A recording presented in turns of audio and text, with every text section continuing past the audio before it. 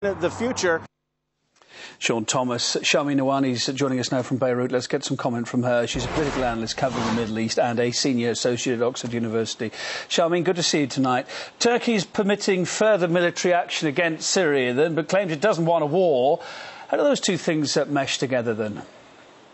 Well, I think we should, take note that permitting military action does not necessarily mean sanctioning it. So it's not like the Turkish parliament are, pressing ahead or encouraging the government to launch military strikes on Syria. Neither Turkey's population or military favor a direct military confrontation with Syria.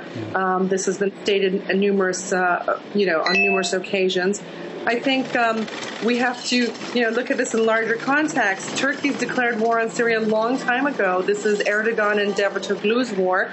They've supplied weapons, they've supplied training, assistance, they've harbored, gunmen and jihadists on their territory. So Turkey's at a situation now, crossroads, where they cannot seem to get the international assistance they need to sort of, do a last push against the Assad regime. They cannot get a UN Security Council resolution to authorize these things. And this may be, setting the groundwork, a pretext for a backdoor into military intervention, because, of course, Turkey then can call on its NATO allies to assist. And it's essentially the NATO allies who would anyways do a military confrontation with the Assad regime if there was a UN Security Council resolution. So, and there are questions about this. Is this a false flag, operation to sort of set the grounds for military intervention? There have been many false narratives over Syria. I think this is just another one. And Sharmine, what about within Syria itself? To what extent do you expect this authorization of cross-border military operations now to affect the Syrian troops' fight with the rebels then?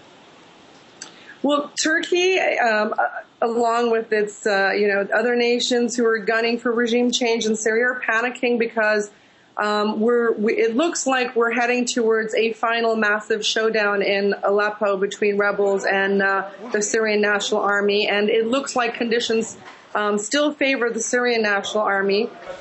Turkish strikes can give the rebels valuable heavy weapons cover. It can change the dynamics of the situation. Aleppo is close to the Turkish border. Can change the dynamics of the situation enough to perhaps prolong the confrontation in Aleppo and keep, something on the table for those opposing the Assad regime. Because if they lose Aleppo, this whole 19-month game could be over. And, of course, Israel is now the latest to admit the Syrian conflict's moving too close to its borders and the threat of more jihadists joining the rebel ranks there. Is the Syrian violence, do you think, really reaching a regional level maybe now? Well, we've been hearing these kind of themes a lot. This is going to implode, this is going to explode, this is going to be a regional conflict. We haven't really seen that quite yet. Of course it could be. And, any cross-border military operations are likely to exacerbate or make that a possible scenario. But, the noise, it's rather than being on a regional scale, the noise is at full volume on an international scale. A lot of this is just talk and chatter.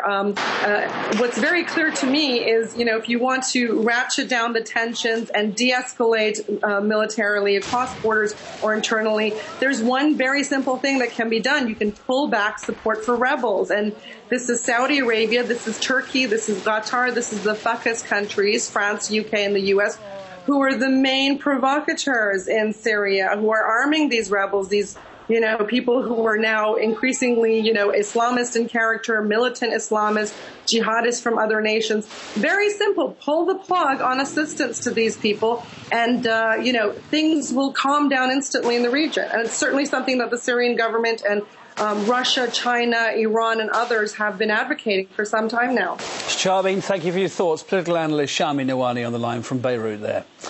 And RT's across